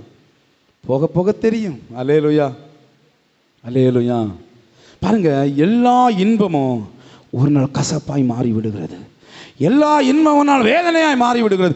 உலகத்தின் இன்பங்கள் ஒரு நாள் வேதனைக்குள் நம்மை தள்ளி விடுகிறது. குழந்தையுடைய மழலை பேச்சு ரொம்ப பிடிக்கும் எல்லாருக்கும், அப்படிதானே? குழந்தைகள் பேச ஆரம்பிக்கும்போது ரொம்ப சந்தோஷப்படுவோம். மழையில பேச்சு அப்படியே நம்ம அப்படி என் பிள்ளை பேசுகிறான். சில இந்த தாத்தா பாட்டி மாதிரி தெரியுமா, ஐயோ அந்த பிள்ளை என்ன பேசுறது தெரியுமா, என்ன அழகா இருக்கு தெரியுமா, நேரம் போகிறதே தெரியலையா. பிள்ளை 5 வயசுல வந்து பேச ஆரம்பிச்சோன்னு சனியை வந்து இருந்து பேசுது. கடவுளே, எனக்கு ஜீவனை எடுக்க ஒன்று வந்திருக்க ஆண்டவரே. அன்னைக்கு இன்பமாய் தோன்றின மழலை சொல் இன்றைக்கு உங்களுக்கு பாரமாய் தோன்றுவதியே. பேசாத, சிறையா இருக்கும் பேச்சு, எப்போ பார்த்தாலும் பேசிட்டு இருக்கிறீ. உன் பிள்ளைகளை திட்டுறீங்க தானே. அன்றைக்கு இன்பமாய் தோன்றின அந்த மழையிலே பேச்சு ஏன் இன்றைக்கு உங்களுக்கு கசப்பாய் போனது? சின்ன குழந்தை தொட்டில் கடந்து அழுதும்போது ஆறாரோ ஆறாரோ சோத்திரம். தாலாட்டு பாட்டு பாட தெரியுமா? யாருக்கெல்லாம் தாலாட்டு பாட்டு பாட தெரியும்? சோத்திரம். ஏன்னா நல்ல தாலாட்டு பாட்டு பாட தெரியும். ஏன்னா குருமட 2 குழந்தைகள் நான் தான் தாலாட்டு பாடி செல்லமே தூங்கு கண்மணியே தூங்கு ஆறாரோ ஆறிறாரோ தாலாட்டு பாட்டு எனக்கு ரொம்ப பிடிக்கும். சோத்திரம். குழந்தைகளை தாலாட்டு பாட்டு பாடி சொல்ல அந்த தூங்காது. உடனே அந்த இது இருக்குல்ல கிழக்கு குழந்தை கொண்டு கொண்டு அடிப்போம். குழந்தை அப்படியே சிரிக்கும். பார்த்தீங்களா? உங்கள் காலேஜ் படிக்கிற பிள்ளை அழுதுட்டு இருக்கு, அது ஏதோ டென்ஷன் அழுதுட்டு இருக்கு. அதுக்கிட்ட போயிட்டு மக்களே சொல்லுங்க. அன்றைக்கு ஒரு நாள் அந்த குழந்தைக்கு அது இன்பமாக இருந்துச்சு. அதே பிள்ளை தான் இன்னைக்கு முடிஞ்ச 2 தந்து நம்மள அனுப்பு கிழக்கு நான் இருக்க டென்ஷனுக்கு. அல்லேலூயா அல்லேலூயா. சின்ன குழந்தைகள் இருக்கும்போது எல்லாரும் ஆசைப்படுவோம். கடைகளுக்கு போய் சில மிட்டாய் வாங்குவாங்க. மிட்டாய் வாங்கினு உள்ள ஒரு பிபி இருக்கு பார்த்தீங்களா, பீ நம்ம ஊதிட்டே தெரியுமா, ரோடு ஃபுல்லாக ஊதிட்டே தெரியுமா. நமக்கு அதில் சந்தோஷம். சின்ன பிள்ளைகள் கடையில் போய் நாங்கள் படிக்கும்போது 10 பைசா மிட்டாய், அந்த 10 பைசா மிட்டாயில் ஒரு பிபி இருக்கும், அதுக்கு வேண்டியே வாங்குவோம். அந்த மிட்டாய் நல்லா இருக்கும் அல்லதோ பிபி ஊதிட்டே போனோம். எல்லாரும் இலைகளை சில ஆட்கள் இலை சின்ன பிள்ளை இலையை மடித்து ஊதிட்டே போவோம். சோதரம். அல்லேலூயா. அதே போல் ஒரு 50 வயசான ஒரு தாத்தா பீ பீன்னு உங்கள் ரோட்டில் ஊதிட்டு பண்ண என்ன சொல்லுவீங்க? ஊதுவாங்களா? அன்னைக்கு அவர்களுக்கு அது இன்பம். பிள்ளைகள் எல்லாம் அந்த பிபி ஊதும்போது பெற்றோர் பண்ணி சொல்ல மாட்டா சிரிப்பாங்க. இப்போ ஒரு பிள்ளை பிபி ஊதிச்சுன்னா மாறி எடுத்து கொல்லுவேன். அன்றைக்கு அவர்களுக்கு இன்பம். இன்றைக்கு அல்லேலூயா அல்லேலூயா. ஒரு காலத்தில் மணிக்கூர் கணக்கில் பேசினவங்க நேரம் போகிறதே தெரியும். உங்கள்கிட்ட இருந்து பேசின நேரம் போகிறதே தெரியலன்னு சொன்னவங்க காலங்கள் சென்ற பிற்பாடு ஒரு 5 நிமிஷம் கூட பேசலையே வீட்டில். நேசிக்கும் போது மணிக்கூர் கணக்கில் பேசினவர்கள் எல்லாம் திருமணமான பிற்பாடு ஒரு 2 நிமிஷம் பேசுறதுக்கு நேரம் இல்லையே வீட்டில். அல்லேலூயா அல்லேலூயா. ஒரு காலத்தில் இன்பமாய் தோன்றினவைகள் இன்றைக்கு பாரமாய் இருக்கிறது. அப்போ உலக இன்பம் எல்லாம் மாயை. ஆமேன். நிறைய விஷயங்களை சொல்லலாம். முக்கியமான உலகத்தின் இன்பங்களை நம்பி போகாதீங்க. ஒரு நாள் வேதனை அனுபவிப்பீங்க. இன்னைக்கு ரொம்ப சந்தோஷமாக இருக்கும், இன்னைக்கு ரொம்ப களி கூறுதலாக இருக்கும், அப்படியே உங்களுக்கு எப்படி எல்லாமே தோணும். சோதரம். ஆனால் ஒரு நாள் அதே காரியம்தான், அதே உறவுகள் தான், அதே நண்பர்கள் தான், அதே நேசிக்கிறவர்கள் தான் உங்களுக்கு பாரமாய் கசப்பாய் வேதனையாய் மாறி போய் விடுவார்கள். ஆகவே உலக இன்பத்தை நம்பாதிருங்கள். 4ஆவதாக பிரசங்கி 2ஆம் அதிகாரம். பிரசங்கியுடைய புத்தகம் 2வது அதிகாரத்தை எடுத்துக்கொண்டு அதனுடைய 13வது வசனத்திலிருந்து நம்ம வாசிப்போம். பிரசங்கி 2ஆம் அதிகாரம் 13லிருந்து 15 வரை. மூடனுக்கு சம்பவிப்பது போலவே எனக்கும் சம்பவிக்கிறது. அப்படி இருக்க நான் அதிக ஞானம் அடைந்ததனால் காரியம் என்ன என்று சிந்தித்தேன். இதுவும் மாயை என்று உள்ளத்தில் எண்ணினேன். மூடன் என்றாலும் என்றைக்கும் நினைவில் இருப்பதில்லை. இப்பொழுது இருக்கிறதெல்லாம் வருங்காலத்தில் மறக்கப்பட்டு போகும். மூட எப்படி சாகிறானோ அப்படியே ஞானி சாகிறான். ஆகையால் இந்த ஜீவனை வெறுத்தேன். சூரியனுக்குள்ளே செய்யப்படும் கிரியெல்லாம் எனக்கு விசனமாக இருக்கிறது. ஆமென். போதும். 4ஆவதாக உலகத்தின் ஞானம். இன்னைக்கு எப்படியாவது பெரிய ஞானவான் ஆகினாலும் பிரயாசப்படுறாங்க. 18 சொல்லுங்க, அதிக ஞானத்தில் அதிக சலிப்பு உண்டு, அறிவு பறித்தவன் நோவு பறித்தவன். அல்லேலூயா. இவன் சொல்றான், மூடனுக்கு நடக்கிறது போல தான் எனக்கு நடக்கு. ஒரு வித்தியாசம், மூடன் சாகிறது போலயே நீதிமான சாகிறான், மூடன் சாகிறது போலயே ஞானமான சாகிறான். மூடனுக்கு வந்து பறிப்பது தான் என் வாழ்க்கையில படிக்கிறது, படித்தவனுக்கு உண்டாகிறது தான் படிக்காதவனுக்கு நடக்கிறது. அப்படி இருக்குன்னா அந்த உலகத்தின் ஞானம் எதுக்கியா? இந்த உலகத்தின் ஞானத்தை வெறுத்த ஞானத்தில் பெரிய மனுஷனாக்கும், ஞானத்தில் சிறந்து விளங்கினவனாக்கும் இந்த சாலோமன் சொல்றான், நான் ஞானத்தை வெறுக்கிறேன், அதனால ஒரு பிரயோஜனம் இல்லை. அல்லேலூயா. படிச்சு ரொம்ப ஞானவான் ஆக வேண்டும் என்று விரும்புவது நல்லதான். ஆனால் ஒன்றை புரிந்து கொள்ளுங்க, அதிக ஞானம் அதிக சலிப்பு. ஆமென். உங்கள் வாழ்க்கைக்கு தேவையானதை கற்றுக்கொள்ளுங்கள், உங்களுடைய தொழிலுக்கு தேவையானதை கற்றுக்கொள்ளுங்கள். எங்களுக்கு தெரிந்த ஒரு சகோதரி உண்டு. அவர் இதில் படிச்சுட்டு இருந்தோன்னா அவங்க படித்து முடித்த உடனே அவங்களுக்கு இன்னொரு எண்ணம் தோணுச்சு, இது இந்த படிப்பு செட் ஆகாது, இந்த படிப்புனால ஒரு பிரயோஜனம் இல்லை. அங்கே அம்மாட்ட சொல்லி இன்னொரு படிப்புக்கு போனாங்க. அதை படித்து முடித்தாங்க. அப்போ இன்னொருத்தர் ஒரு ஃப்ரெண்டு சொல்லியிருக்காங்க, இந்த வேலை கிடைக்காது, இதை படி. இப்படி மாறி மாறி அவளுக்கு சம்மந்தம் இல்லாத படித்து பாதி மெண்டல் ஆகிட்டு. அல்லேலூயா, அல்லேலூயா. அந்த அம்மா பெரிய கடனுக்குள்ளாக சிக்கிக்கிட்டாங்க. அவங்க கடனை வாங்கி, அவங்க அப்பா ரொம்ப வேலைக்கெல்லாம் போக மாட்டாங்க, அவங்க வேலைக்கு போகணும்னு சொல்லி நிறைய பணத்தை இழந்து போயிட்டாங்க வெளிநாடு போய். அதனால் அந்த அம்மா கடனை வாங்கி வீடு, சொந்த வீடை விற்று எல்லாவற்றையும் விட்டு பிள்ளையை படிக்க வச்சாங்க. அவள் அதை முடித்தோன்னா, அம்மா அது படித்தா நல்லா இருக்குமா, இது படித்தா நல்லா இருக்குமா, இது படித்தா 2 லட்சம் ரூபா சம்பளமாமா, இப்படியே படிச்சுன்னு ஒன்றுக்கு ஒரு வேலையை உருப்படியாக செய்யலை. நான் சொல்கிறேன், உங்களுக்கு வேலைக்குரிய படியுங்கள், எவ்வளோ படிங்க, நல்லதா. ஆனால் கண்டதெல்லாம் படித்து பைத்தியக்காரன் ஆகிடாதீங்க. அல்லேலூயா, அல்லேலூயா. அதிக ஞானம் நம்மளை நிறைய நேரத்தில் பைத்தியக்காரன் ஆக்கி விடுங்க. இந்த உலகத்தில் ரொம்ப ரொம்ப படித்தவங்களை பாருங்கள், அவன் பேச என்னன்னே நமக்கு புரியாது. பைத்தியத்தை விடவும் கேவலமாக இருப்பாங்க. அப்போ ஞானம், உலகத்தின் ஞானம் மாயை.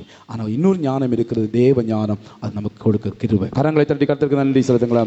மாயை மாயை எல்லாம் மாயை, மாயை மாயை எல்லாம் மாயை, வானத்தின் கீழே பூமிக்கு மேலே எல்லாம் மாயை, இந்த வானத்தின் கீழே எல்லாம் மாயை. பொன்பொருள் சுகங்கள் எல்லாம் ஒரு நாள் அழிந்து விடும், பொல்லாத உலகத்து செல்வம் எல்லாம் அழிந்து விடும். பொன்பொருள் சுகங்கள் எல்லாம் ஒரு நாள் அழிந்து விடும், பொல்லாத உலகத்து செல்வம் எல்லாம் அழிந்து விடும். சொந்தங்களும் பந்தங்கள் எல்லாம் ஒரு நாள் மாறிவிடும், பந்தங்களும் பாசங்கள் எல்லாம் ஒரு நாள் மாறிவிடும். மாயை மாயை எல்லாம் மாயை, மாயை மாயை எல்லாம் மாயை, வானத்தின் கீழே பூமிக்கு மேலே எல்லாம் மாயை, இந்த வானத்தின் கீழே பூமிக்கு மேலே எல்லாம் மாயை. வாலிப உள்ளமே சீக்கிரமான திரும்பு, வாலிப நாட்களில் இயேசுவிடம் வந்துவிடு. வாலிப உள்ளமே சீக்கிரமான திரும்பு, வாலிப நாட்களில் இயேசுவிடம் வந்துவிடு. ராஜாதி ராஜா இயேசு சீக்கிரம் வருகின்றார், ராஜாவை சந்திக்க நீயும் ஆயத்தப்படு. மாயை மாயை எல்லாம் மாயை, மாயை மாயை எல்லாம் மாயை, வானத்தின் கீழே பூமிக்கு மேலே எல்லாம் மாயை, இந்த வானத்தின் கீழே பூமிக்கு மேலே எல்லாம் மாயை. பிரசங்கியுடைய புத்தகம் 4வது அதிகாரம் 15-16 ஒருத்தர் வாசிங்க. சூரியனுக்கு கீழே கீழுள்ளது யாவரும் ராஜாவின் பட்டத்துக்கு வரப்போகிற பிள்ளையின் பட்சத்தில் சார்ந்திருப்பதை கண்டேன். அவர்களுக்கு முன் அப்படி செய்த ஜனங்கள் இலக்கத்துக்கு முடிவில்லை. இனி இருப்பவர்கள் இவன் மேலும் பிரியம் வைக்காமல் போவார்கள். இதுவும் மாயையும் மனதுக்கு சஞ்சலமாக இருக்கிறது. நல்ல கவனிங்க, யாருக்கெல்லாம் போர் அடிக்குது சோதரம், கொஞ்சம் கவனிங்க. இங்கே சம்பவம் சொல்லப்பட்டிருக்கிறது. ஒரு பிள்ளை ராஜாவாக வரப்போகிறான், அடுத்து அவன் தான் ராஜாவாக வரப்போகிறான். ஆகவே எல்லா ஜனங்களும் அவன் மேலே சார்ந்து அவன் மேலே பிரியம் வச்சாங்களாம், அவனை நேசிக்க ஆரம்பித்தாங்களாம். அப்படி சொல்லிவிட்டு அவர் சொல்லுகிறார், கொஞ்சம் காலத்துக்கு முன்னாடி இப்படி தான் இன்னொரு மேலே பிரியம் வச்சாங்க, அவனை விட்டும் பிரியம் மாறி போச்சு. இப்போ இந்த பிள்ளை மீது பிரியம் வைக்கிறாங்க. இனி கொஞ்ச காலம் போச்சுன்னா இவன் மேலே இருக்கிற பிரியம் மாறி போய்விடும். அப்போ உலகத்தின் பிரியம் மாயை. ஆமென், அல்லேலூயா. ஒரு நாள் ஒரு அம்மா என்கிட்ட சொன்னாங்க, எனக்கு மூத்த பிள்ளை தான் ஐயா, பிள்ளைனா மூத்த பிள்ளை தான், என்ன அப்படி கவனிக்கிறான் ஐயா. சோத்திரம். ஒரு நாள் இன்னும் பல நாட்களுக்கு பிற்பாடு திரும்பவும் போனோன்னு சொல்லுவாங்க, ஐயா விளங்க மாட்டான், அவன் விளங்க மாட்டான், 2வது பய மட்டும் இல்லைன்னு வைங்களேன், இதுக்கு மேலே செத்துருப்பேன். அன்றைக்கு அந்த மூத்த பையன் மேல் இருந்த பிரியம் இன்னைக்கு 2வது பிள்ளையின் மேலே. உங்கள்கிட்ட பிரியமாக இருக்கிறாங்கன்னு சொல்லி நம்பி உங்கள் வாழ்க்கையை இழந்துடாதீங்க. இது ஒரு அம்மாவுடைய உதாரணத்தை சொன்னேன். அப்போ உலகத்தினுடைய காரியம் எப்படி இருக்கும்? ஒரு காலத்தில் ஒரு கூட்டம் ஜனங்க இன்னொரு மேல் பிரியம் வச்சிருந்தாங்க. நாட்கள் போக போக போக போக பிரியம் மாறும். ஒரு காலத்தில் நகமும் சதையுமாயிருந்த நண்பர்கள் இன்றைக்கு ஜென்ம பகையாளிகள். ஒரு காலத்தில் விட்டு கொடுக்காமல் இருந்த சகோதரர்கள் இன்றைக்கு கொலவரையோடு அலைகிறார்கள். ஒரு காலத்தில் உயிருக்கு உயிராய் நேசித்தவர்கள் இன்றைக்கு வேதனையோடு புறங்கோடி திரிகிறார்கள். எத்தனை பேர் அப்படிப்பட்ட நிலைமையில் இருக்கிறீங்க? சொல்லுவீங்க, அன்னைக்கு அப்படி இருந்தான், அப்படி பாசம் வச்சிருந்தான், அன்னைக்கு அவ அப்படி பாசம் வச்சிருந்தான், அப்படி நேசிச்சாங்க. இன்னைக்கு உலகத்தின் பிரியம் எல்லாம் மாறிக்கொண்டே இருக்கும். அல்லேலூயா. அன்றிருந்த பாசம், அன்றிருந்த அன்பு, அன்றிருந்த காதல், அன்றிருந்த பிரியம் இன்றைக்கு எங்கே மறைந்து போனதோ?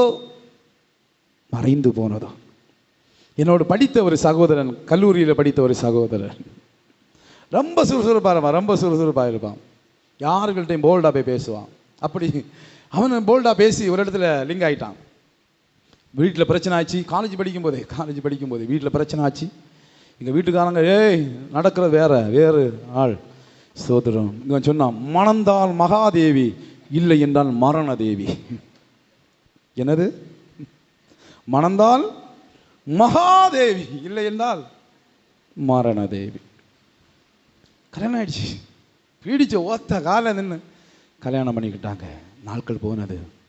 நான் வேதாகம கல்லூரிக்கு போயிட்டு ஊழியத்துக்கு வந்து ஒரு நாள் இரவில் ஆன்லைன் ப்ரேயர், நானும் விகே நகரை சார்ந்த ஒரு ஊழியக்காரரும் அந்த ஒரு சகோதரமாக ஒரு நாள் இடத்துக்கு ஆன்லைன் ப்ரேயர். அப்போ இங்கே கன்னியாகுமரி மாவட்டத்துக்கு வந்துட்டு தான் போகிறோம். வந்துட்டு ஆன்லைன் ப்ரேயர் முடிச்சு போகும்போது நார்கோல் ரோட்டில் நின்றுட்டு இருக்கான். அப்படியே அந்த இடத்துல கொஞ்சம் ஏதோ ஒரு காரியத்துக்கு வண்டி நிப்பாட்டினோன்னா அந்த சைடில் அந்த ஒழுங்கு சரிக்கு மேலே இந்த பக்கத்தில் அந்த சைடில் நின்றுட்டு இருக்கான். ஆனால் பார்த்த உடனே இவனை எங்கேயோ பார்த்த இருந்துச்சு, எனக்கு ஞாபகம் இருந்துச்சு. வருஷங்கள் சில ஆயிட்டுல. அப்படியே நான் அவனை பார்க்கவும் அவனு என்னை பார்த்துட்டான். அப்படியே ராஜேஷ் அப்படின்னு சொல்லிட்டான். அப்போ நான் போய் பார்த்தேன், அவங்ககிட்ட பேசினேன். என்னடா இங்கே நிற்கிற? எப்படி விசாரிச்சேன், எல்லாம் விசாரிச்சு. நான் கேட்டேன், என்னடா ராத்திரி இங்கே நிற்கிற? நாங்கள் போகும்போது ஒரு 12:30 மணி ஆயிடும். நான் சொன்ன காரியம் என்ன தெரியுமா? வீட்டில் ஒரு வாதம் இருக்கு. ஹலோ, வீட்டில் ஒரு வாதம் இருக்கு. நிம்மதி இல்லை. நான் கேட்டேன், என்ன? யாரு? என்னுடைய பொண்டாட்டி. ஒரு நாள் மகாதேவி, இன்னைக்கு வாத. ஏன் இப்படி ஆச்சு?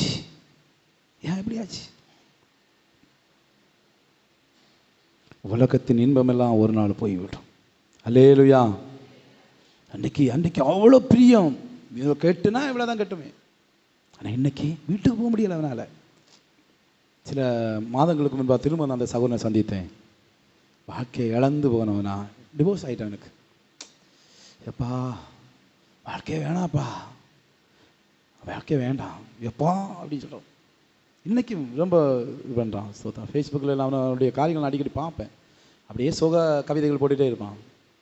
ஒரு நாள் இன்பம், பாசம், அவ்வளோ உயிருக்கு உயிராய் நேசித்தவன் தான் இன்னைக்கு அதே ஆள் வாதையாக மாறி போனுடைய நிலைமை தான் என்ன? உலகத்தின் பிரியம் எல்லாம் மாயை. இன்னைக்கு நம்ம இடத்துல அன்பா இருக்கிற மனைவி நாளைக்கு ஒருவேளை சத்துருவாகலாம். இன்னைக்கு பாருங்க, எத்தனை பேர் டிவோர்ஸ். ஒரு காலத்தில் நல்லா வாழ்ந்தவங்க, குழந்தைய பெற்றுக்கொண்டவங்க, நல்ல சந்தோஷமா இருங்க. ஒரு குறிப்பிட்ட காலத்தை ஏதோ ஒரு பிரச்சனை ஆன உடனே இவன் எனக்கு வேண்டாம்.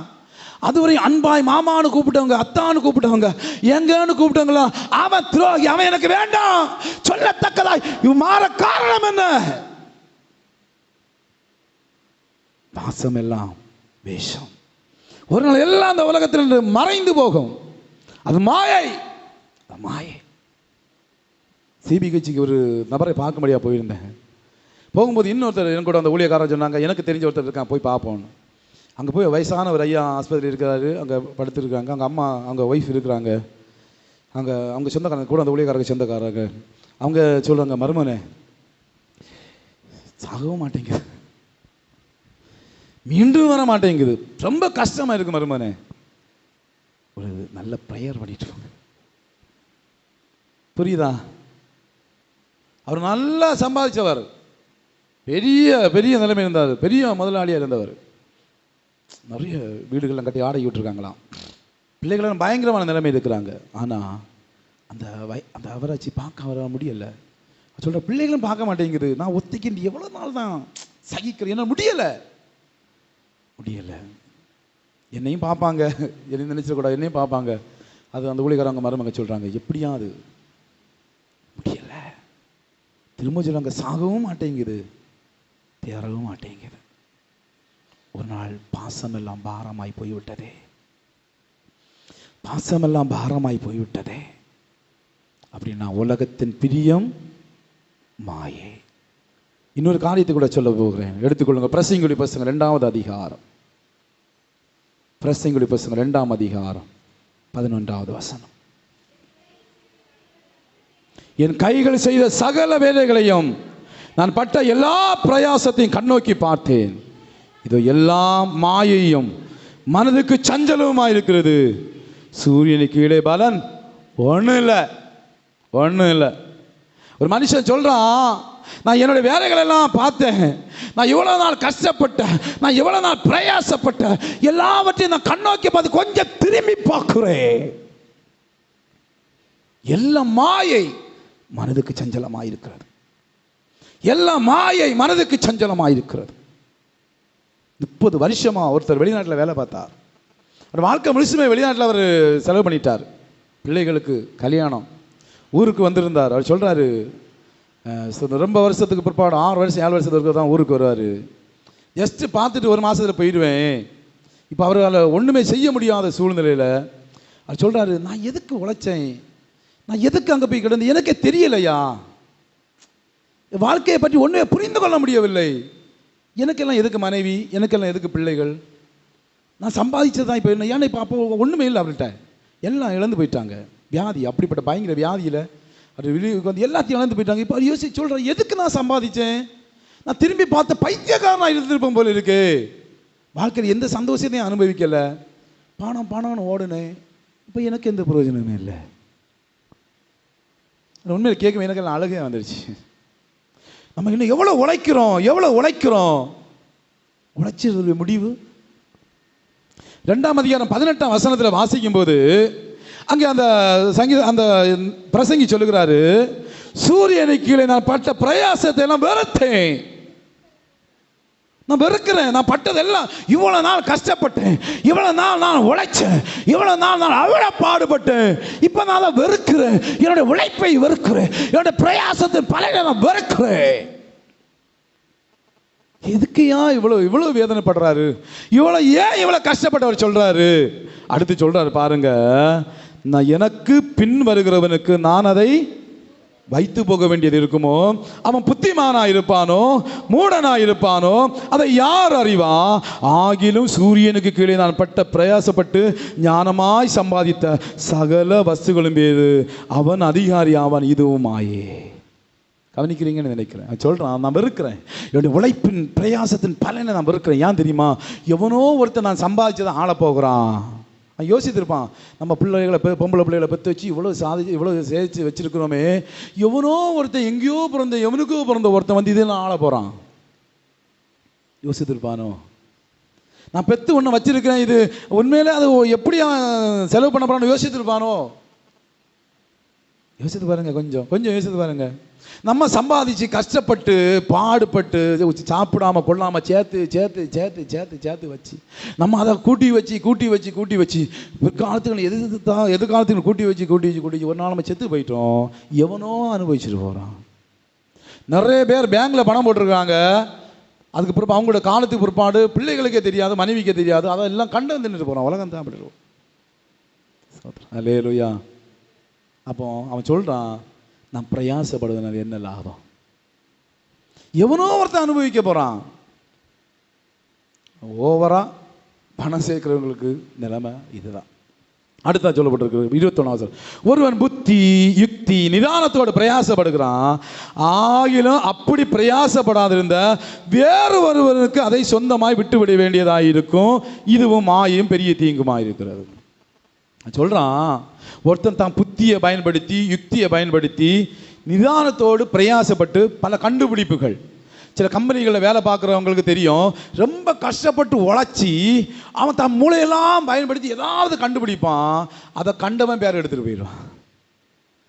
கம்பெனியிலேயும் சரி மற்ற அடிமட்டத்தில் இருக்கிற உழைச்சி முதலாளி கொடுப்பான், அவன் பேர் எடுத்துகிட்டு போயிடுவான். அதை சொல்லுவான், அவன் எல்லாம் உழைச்சி கண்டவனை வாழ வச்சுட்டு இருக்கிறான், இவனுக்கு பிரயோஜனம் இல்லை. அப்ப ஏன் இந்த உழைப்பினால் என்ன பிரயோஜனம்? இவனுடைய பிரயாசத்தினால் என்ன நன்மை? யோசிக்க வேண்டிய காரியம். அப்படிதானே? யோசிக்க வேண்டிய காரியம். எத்தனை பேருக்கு அரேஞ்ச்மெண்ட், அந்த கோட் சூட், அந்த இது தெரியும்?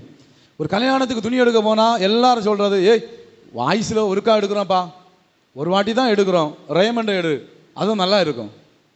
அப்படி தானே? எல்லாரும் கல்யாண வீட்டுக்கு கல்யாண வீட்டுக்கு போனால் அதான் எடுப்பாங்க. அதுதான் நல்ல முதன்மையான நல்ல துணி, அரேஞ்ச்மெண்ட்.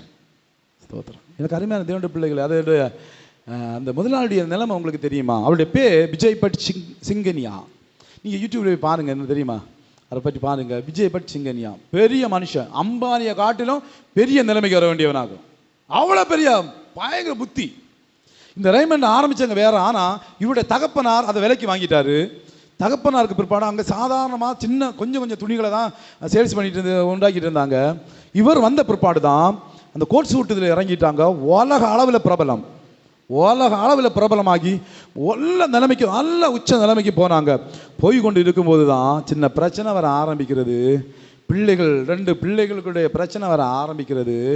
2 பிள்ளைகள், அதை கதையை சம்பவத்தை நான் சொல்ல விரும்பலை. அம்பானியை விடவும் மேன்மையாக போக வேண்டிய விஜய் பட் சிங்கனியா இன்னைக்கு யூடியூபுக்கு பேட்டி கொடுத்து அழுதுட்டு பேட்டி கொடுக்க வயசுன காலத்தில், என் பிள்ளையால் நான் இன்னைக்கு நடுத்தெருவில் வந்து நிற்கிறேன். நான் பொய் சொல்லலை, பாருங்க, போய் பாருங்க. என் மகனாலே நான் இன்னைக்கு நடுத்தெருவில் வந்து நிற்கிறேன். அழுறான் அந்த மனுஷன், அழுறான். சொந்த வீடு கிடையாது, இன்னைக்கு சொந்தமாக இருக்க வீடு கிடையாது, வாடகை கொடுக்கறதுக்கு வசதி இல்லை அவனுக்கு. எல்லாத்தையும் பிள்ளைகளை அபகரிச்சுட்டாங்க. நடுத்தெருவில் சொல்லுங்க, நான் சம்பாதிச்சது, நான் பசியா இருந்து, நான் வேதனை இருந்து, தூக்கம் இழந்து சம்பாதிச்சது, எப்படியாவது இந்த ரேமண்டை தான் உலக அளவில் பிரபலமாக்க வேண்டும் என்று சொல்லி தூக்கம் கட்டு, பசியை கட்டு, காத்திருந்து காத்திருந்து உயர்த்தி சம்பாதித்த இன்னைக்கு எனக்கு அது சொந்தம் இல்லை. நடுத்தெருவில் சரியா தூங்குறதுக்கு கூட இடம் இல்லாத அளவுக்கு, சரியா சாப்பிடுறது கூட உணவு இல்லாத அளவுக்கு ஒரு மனுஷன் நினைக்கிறான். ஐயா, பிரசங்கி 6ஆம் அதிகாரம், பிரசங்கி 6ஆம் அதிகாரம் 1 முதல் 3 வசனங்கள் சொல்லுகிறது. வாசிங்க. சூரியனுக்கு கீழே நான் கண்ட வேறொரு தீங்கும் உண்டு, அது மனுஷனுக்குள்ளே பெரும்பாலும் நடந்து வருகிறது. அதாவது ஒருவனுக்கு தேவன் செல்வத்தையும் சம்பத்தையும் கனத்தையும் கொடுக்கிறார். அவன் என்ன இச்சித்தாலும் அதெல்லாம் அவனுக்கு குறைவில்லாமல் கிடைக்கும். ஆனாலும் அவைகளை அனுபவிக்கும் சக்தியை தேவன் அவனுக்கு கொடுக்கவில்லை. அந்நிய மனுஷன் அதை அனுபவிக்கிறான். இதுவும் மாயும் கொடிய நோயும் உள்ளது. ஒரு 100 பிள்ளைகளை பெற்று அநேக வருஷம் ஜீவித்து தீக்காய்ச்சி அடைந்திருந்தாலும் அவன் ஆத்துமா அந்த செல்வத்தினால் திருப்தி அடையாமலும் அவனுக்கு பிரேத கல்லறை முதலானவைகளும் இல்லாமல் போகுமானால் அவனை பார்க்கிலும் கருவழிந்த அந்த கரு நல்லது அப்படின்னு சொல்றேன். கவனிங்க ஐயா, ஏமா கவனிங்க, சொல்லி வருகிற பாருங்க பாருங்க. அவ்வளவு கஷ்டப்பட்டுவன் கேட்கறதெல்லாம் கிடைக்குது. நம்மளும் நிறைய ஐயா ஐயா அவன் கிடைக்குது, நினைச்சதெல்லாம் சாதிக்கிறான். ஐயா அப்படி அவன் நினைக்கிறதெல்லாம் கிடைக்குது, அவன் ஜெபிக்கிறதெல்லாம் உடனுக்குடன் கிடைத்தான், பெரிய நிலைமைக்கு வந்துட்டே இருக்கிறான், ஒரு நிலைமைக்கு வந்துட்டே இருக்கிறான். ஆனால் வேதவசனம் சொல்லுகிறது, ஆனால் அதை அனுபவிக்கிறது அவனுக்கு கொடுத்து வச்சிடல. அல்லேலூயா. எல்லாம் சம்பாதிச்சு கடைசியில் அவனுக்கு குடியிருக்க ஒரு வீடு இல்லாமல் போகணும்னா, அவன் செத்தா அவனை புதைக்கிறதுக்கு அவனுக்கு ஒரு கல்லறை இல்லாமல் போகணும்னா, அவனுக்கு அவன் சம்பாதிச்சு எதுக்கையா? அந்த ரேமண்டு அதிபருக்கு இன்னைக்கு கல்லறை இல்லை, வீடு இல்லை. என்ன அவன் சம்பாதிச்சு எதை கொண்டு போயிட்டான்? அல்லேலூயா. அப்போ நம்முடைய பிரயாசங்கள் எல்லாம் மாயே. எனக்கு அருமையான தேவனுடைய பிள்ளைகளை முடிக்கவில்லை. அப்போ பிரயாசப்படக்கூடாதா? அப்போ வேலை செய்யக்கூடாதா?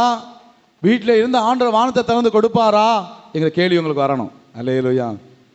அப்போ எப்படி நம்முடைய பிரயாசம் எப்படி இருக்கணும்? இன்னும் மாய நேரம் ஆயிடுச்சு, முடிக்கிறோம். இன்னும் மாயைகள் என்ன? கர்த்தருக்கு சித்தமான அடுத்த வாரம் தியானிப்போம். தேவனாக கர்த்தர் ஒவ்வொரு ஆசீர்வதிப்பாராக. எல்லாரும் அப்படியே முழங்கால் படி போட்டு, எல்லாம் தேவ சமுதிரம் அப்படியே முழங்கால் படி போட்டு, ஆண்டவரே இந்த ஆகூர் கேட்டதை போல ஒரு அற்புதமான வார்த்தை. ஆண்டவரே மாயை எனக்கு தூரப்படுத்துங்க ஆண்டவரே. ஆமாப்பா, என் வாழ்க்கையிலும் அது வேணும் அப்பா. மாயை எனக்கு தூரப்படுத்து. இந்த மாயை நம்பி நான் என் வாழ்க்கையை இழந்து போயிடக்கூடாது. இந்த மாயை நம்பி என் வாழ்க்கையை நான் இழந்து போயிடக்கூடாது ஆண்டவரே. இந்த மாயையிலே என் கவனத்தை செலுத்தி என்னுடைய எதிர்காலத்தை நான் இழந்து போயிடக்கூடாதப்பா. உம்முடைய கோபத்துக்கு நான் ஆளாகி விடக்கூடாது. நான் பிரயோஜனமற்றவனாக அற்றவளாய் மாறிவிடக்கூடாது. இந்த மாயை நம்பி நான் என் வாழ்க்கையை இழந்து போகாதபடிக்கு ஆண்டவரே, நிஜமான உம்மிலே நான் திடப்படும்படியாய் கர்த்தர் எனக்கு கிருபை செய்யுங்கன்னு சொல்லி கேளுங்க. எல்லாரும் வாய்களை திறந்து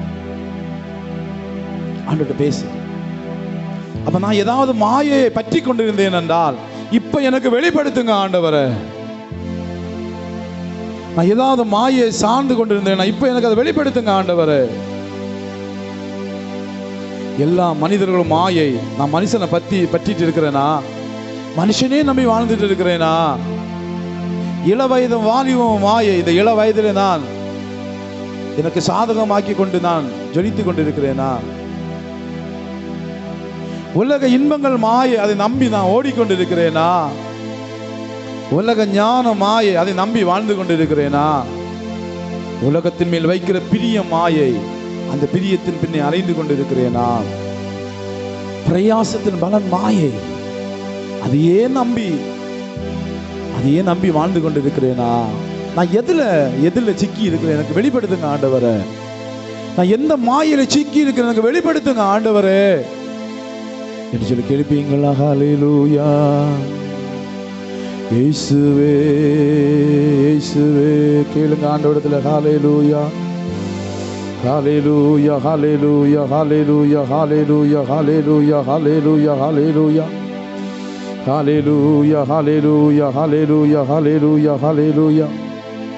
இயேசுவே இயேசுவே இயேசுவே இயேசுவே இயேசுவே. பேசுங்கப்பா, பேசுங்க ஆண்டவரே, பேசுங்க ஆண்டவரே, பேசுங்க ஆண்டவரே. கேளுங்க. நான் ஏதாவது மாயில சிக்கி கொண்டு அதையே சார்ந்திருந்தா அதில் வெளியே வர எனக்கு உதவி செய்யுங்க ஆண்டவரே. மாயையை எனக்கு தூரப்படுத்துங்க ஆண்டவரே. அப்படியே ஜெபிப்போமா? ஹல்லேலூயா. நம்பினோர் எல்லோரும் ஒரு நாள் கைவிடுவா. நம்பிக்கையின் நாயகன் இயேசு உன்னை கைவிட மாட்டா. நம்பினோர் எல்லோரும் ஒரு நாள் கைவிடுவா. நம்பிக்கையின் நாயகன் இயேசு உன்னை கைவிட மாட்டா. நம்பிக்கையின் நாயகன் இயேசுவிடம் வந்து விடு.